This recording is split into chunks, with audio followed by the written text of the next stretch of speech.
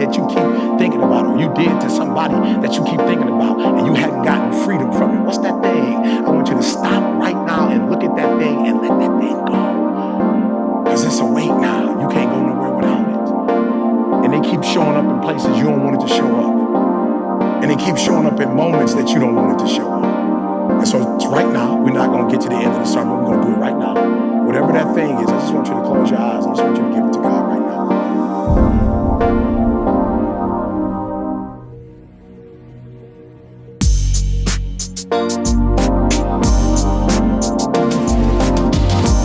I'm going to move forward. I just want somebody to get the victory. This is the point where we stop and you reflect. What is the thing you keep thinking about? What's the thing you keep thinking about personally that you did wrong, that you keep thinking about it? And because it's in the past, now you're in the past. This is 2023, but you still stuck in May 17, 2002, 2020, you still stuck. Yeah, you did do it. It was wrong, but it ain't happening today. Mix, match, or happy the game. Dad, this guy says that we act like Gillette Labs is some miracle, but it's just another razor?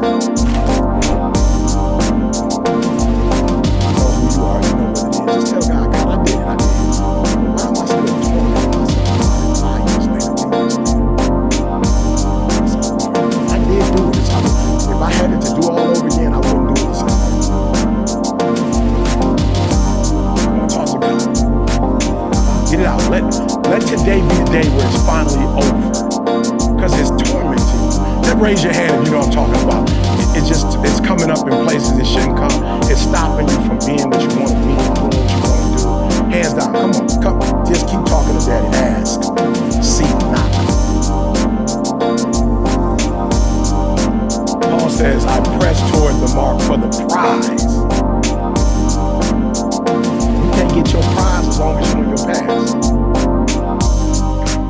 Come on, free yourself. And you're about to be able to do some stuff that you couldn't do before, not because you didn't physically, couldn't do it, or mentally, emotionally couldn't do it. You couldn't do it because of the past. How many of you in this room, amen, you believe in the word? Come on, let's hear it. So then the word says there is no condemnation to them that are in Christ Jesus. Free yourself right now. Free yourself. God has already freed you. Don't you come up here and ask God for forgiveness of something he let go of a long time ago. You the one didn't let it go. He been let it go. You say, but my mama I don't care if they keep reminding you. They didn't create you. They don't decide if you blessed or not. Listen to what I'm trying to tell you. Please hear what I'm saying before I move forward. Please hear me. You need one person's approval. That's God. If you get some other folks, you good. But you need one. You only need one vote. God's vote. If God loves you and God is for you, no human being can stop what God has for you. And so there is an energy with air. There is an energy that comes with air. There's an energy that comes with air, and it's negative. And if you wake up every single day and you spend 30 minutes on that, there's an energy that you're releasing that's not going forward. The very energy of focusing on an air today that happened 6 months ago is moving you backwards. Can't believe I did that. Man, I messed up. Man, I can't believe I did that again. Man, God. I'm so sorry. I wish I could go back in the past and you wonder what's wrong with your life. You're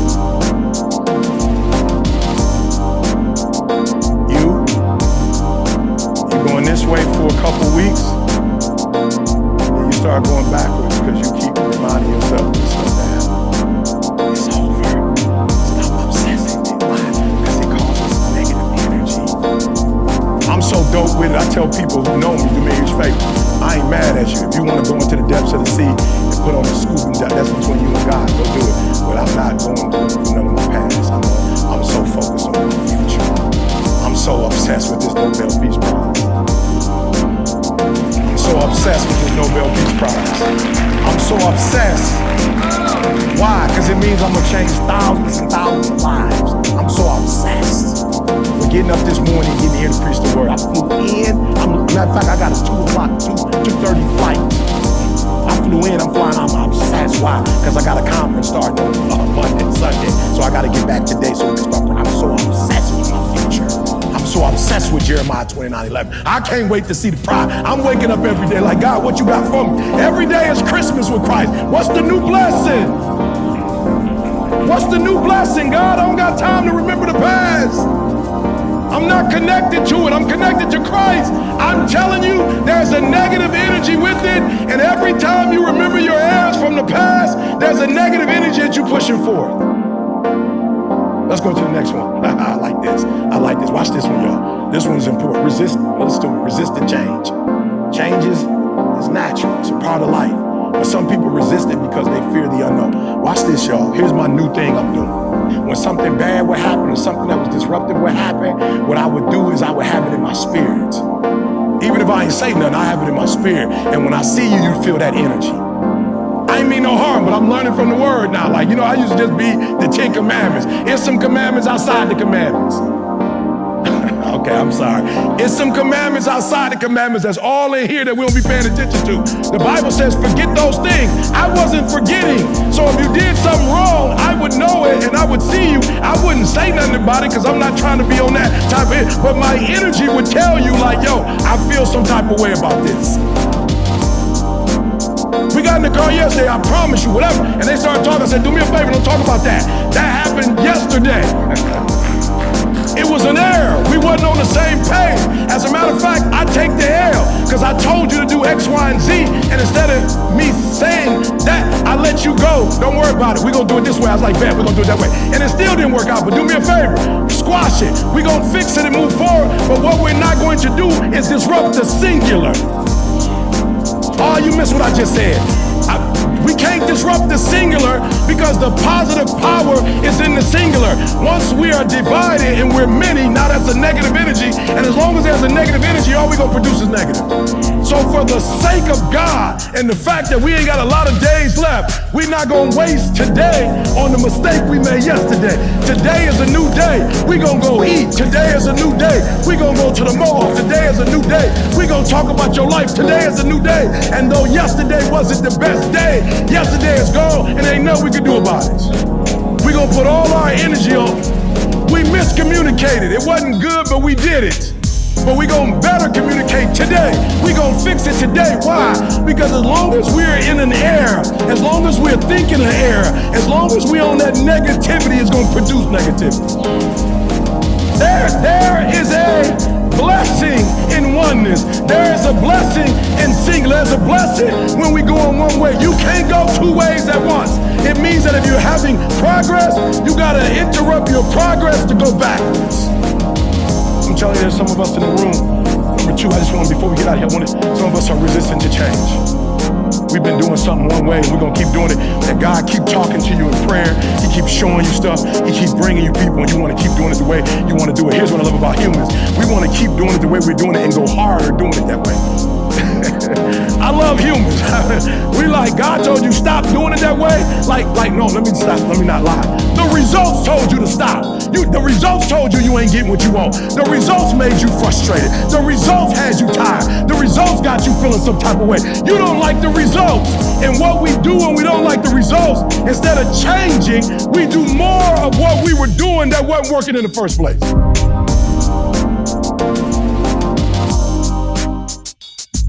Mopping is hard work.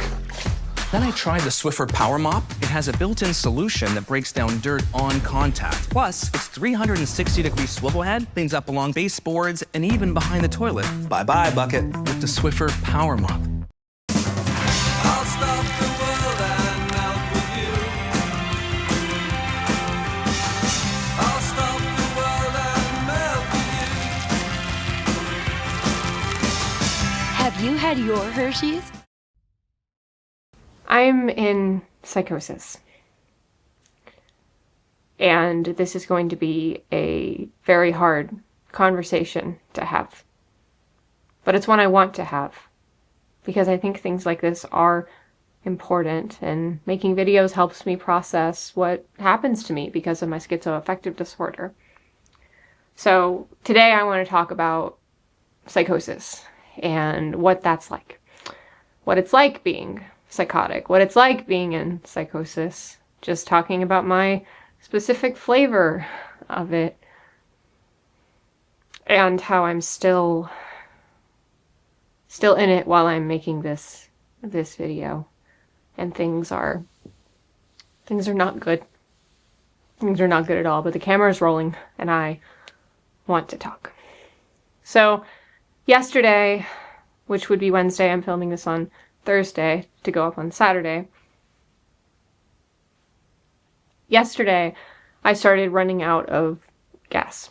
I suddenly didn't have all the energy that I had over the weekend, where I took 949 photos of myself at my family beach house, the same one we're about to tear down. But yeah, yesterday I started running out of gas, which made me think maybe I'm on the down. But today taught me that while yes, things are taking a turn, they aren't heading into just depression. They're probably headed into psychotic depression. Because while I was making my hypomania video, I was really struggling with, oh, what was I going to say? Sorry, there's just things around, which I'll get to it. I promise I'll get to it.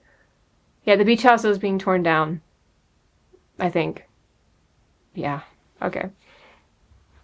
Anyway, so I had all the energy to take all the pictures, and then I came back, and I was expecting things to take a turn for the worst, as they typically do in these episodes, because I'm aware this time, so like I know to expect it, and yeah, they're definitely taking a turn, just not in what I was expecting. And so me getting tired last night from trying to paint the staff that I needed to paint for my costume, which now I don't even know if I've mentioned that before yet.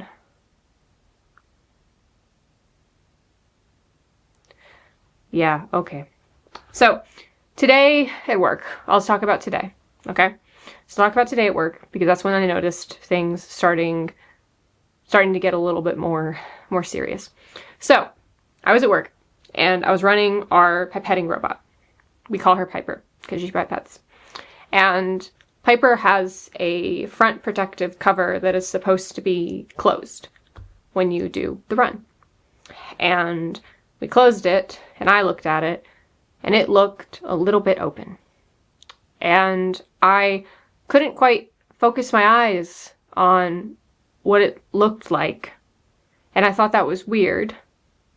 Like I couldn't clearly see the cover, the edge, but it looked open at the same time. And I touched it, and when I touched it, it flashed to normal, flashed to what it should be. Flash is the wrong word, but like I saw it once I touched it. Once I touched it, I saw it for what it was. And that was weird. I've never had something like that happen before. And I also had a moment where I was carrying a rack of samples. So like there were samples, tubes in a rack, and I was holding the rack and the rack felt twisted. And it was really weird, and I struggle with proprioceptive hallucinations, which are hallucinations that have to do with like your brain not really figuring out where your body parts are. And so for me, it feels like I'm slipping on a banana when I'm standing still, or I drop a few inches. I feel like a little bit of a jolt, like I've dropped a few inches. But it also affects other parts of my body, and I'm pretty sure me feeling the twistiness of this rack was a proprioceptive hallucination, and I'm not sure that the front protective cover thing counted as a hallucination, but I lean more towards it because it was just so weird and off and strange and stuff. Maybe, yeah. And then something worse happened. And they're not going to like it because I'm going to talk about them. But back before I was on antipsychotic medication, I used to have this feeling that there was a crack in the universe. And I could feel what was coming out of it. And what was coming out of it was usually pretty bad. And the way this comes across is that I go through life with a feeling that something is cosmically wrong, because I thought it was some cosmic force. And it really freaked me out when I was younger and I didn't know what it was, and I used to drink to deal with it. But I'm sober now. I am sober now. And so everything feels wrong. It feels like something horrible is going to happen. And while I was processing samples today, I felt like they were wrong. And I was panicking because the samples I was preparing were very sensitive, high priority, precious samples. Like, they picked me to process them because I'm the best pipetter in the lab, and then I decide to have a psychotic episode. As if it's my choice. I say that. That's funny. God.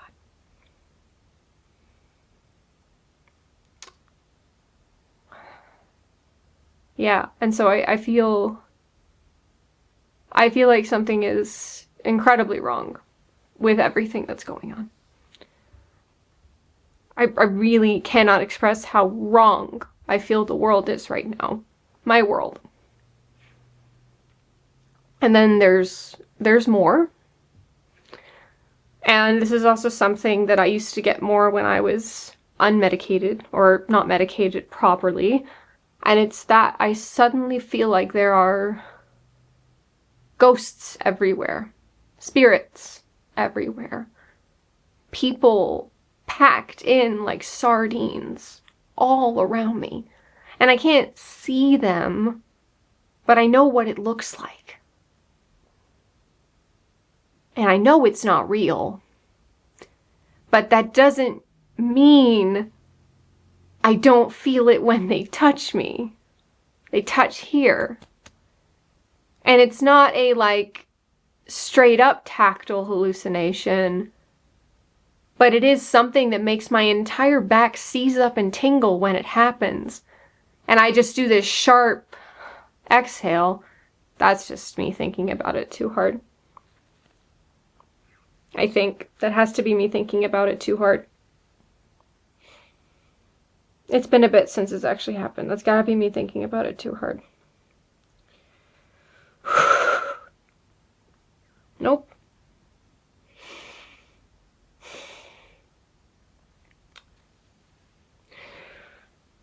And these people, when keep in mind, I was actually at work. I had to, the samples that I was telling you about that were precious, I couldn't just stop them. I couldn't. No.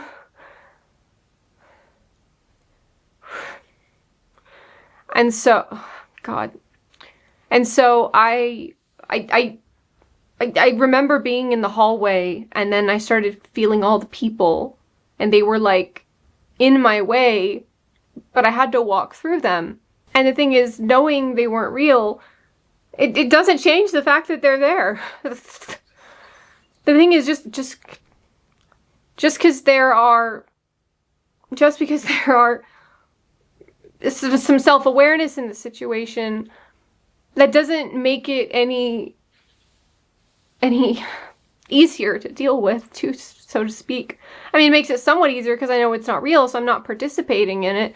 But at the same time, it's still there and it's real in the moment, and it's like I'm stuck between like this dialectic of knowing it's fake, but also feeling like it's real. And I walked through. I had to get to the lab.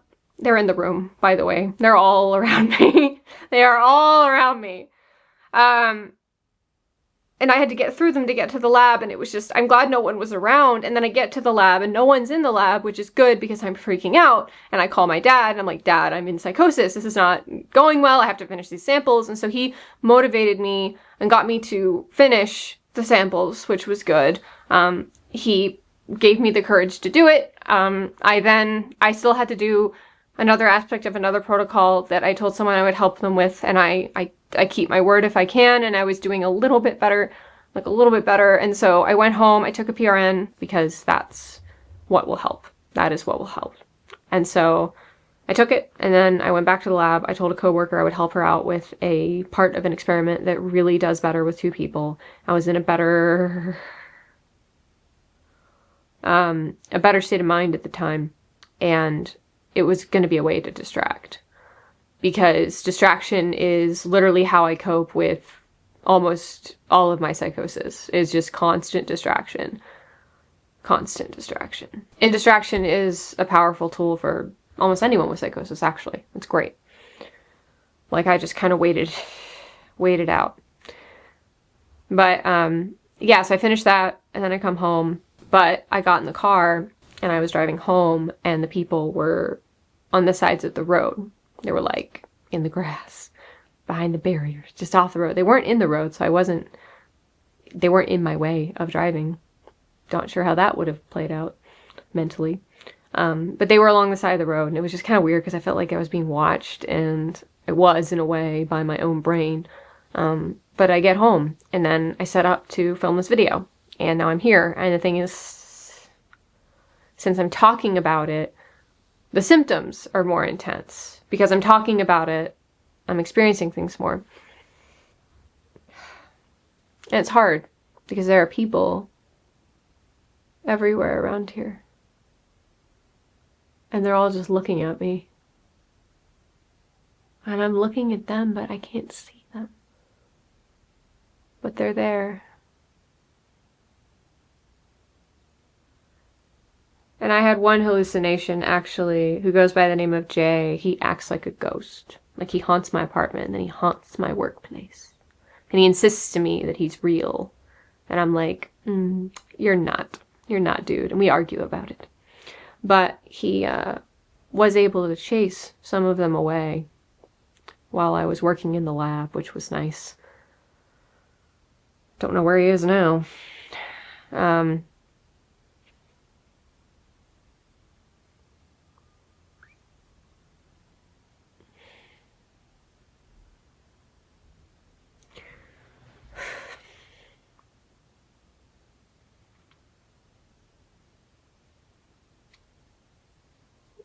I don't know if I've explained it yet, but there's a hallucination I get normally, maybe not normal, but right now and then. And I've filmed it before. I've filmed it happening before, so this will be the second time it's actually popped up on the channel. But it's something I call the noise, because it sounds like, it doesn't really sound like anything, but it's like if a bunch of people were screaming in a crowded subway tunnel, and my brain's just reacting to being screamed at, but I don't hear anything internally or externally. It's just maybe a little bit internally, but not like my voices. And it's just like this noise, and that's why I was flinching a little bit ago. And it usually happens in like quick spurts, and then a few times over the next few minutes. That's kind of how it presents itself, which is why it was a lot there, and then there was a little bit of a break, and then it happened again, and it'll probably happen again in a little bit, or not. Maybe I'm lucky. But I'm home now, and it sucks.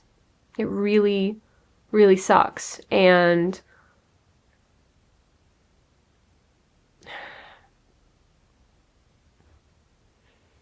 I don't know what tomorrow's gonna be. I really don't. And I just can't get over the people that are just in my apartment, rent-free, hanging out, not doing anything. Not doing anything. So I'll grab Madam B for the last little bit of this. She's been dutifully waiting off camera. So, it's Madam B. But things are calming down. Things are calming down. Hopefully. Maybe not.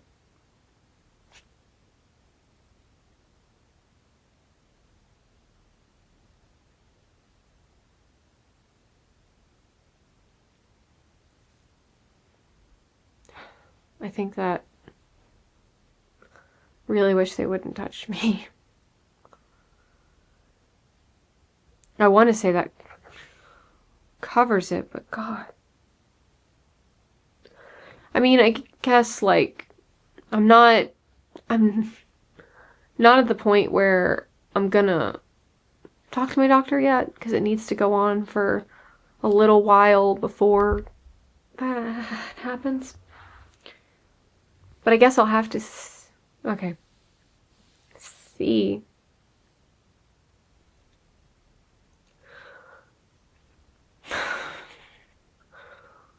To see what that's like.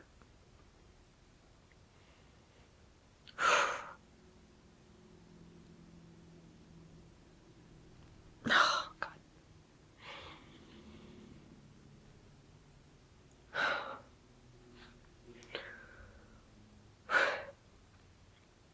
So, I guess this is what psychosis looks like. I've got voices in my head that are here. One of them just said, "Tell them I said hello. My voice says hello." I don't know if that's a good thing or not, but there's people in my room that are just chilling here touching me. I feel like everything is wrong. Everything is wrong. And I don't know what's next. I think I might be headed into some depression with some psychosis. And we'll see how that goes.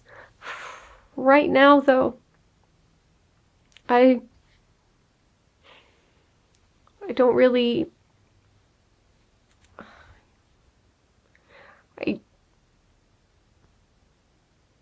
That's what I was waiting for. That's the last little bit of the noise.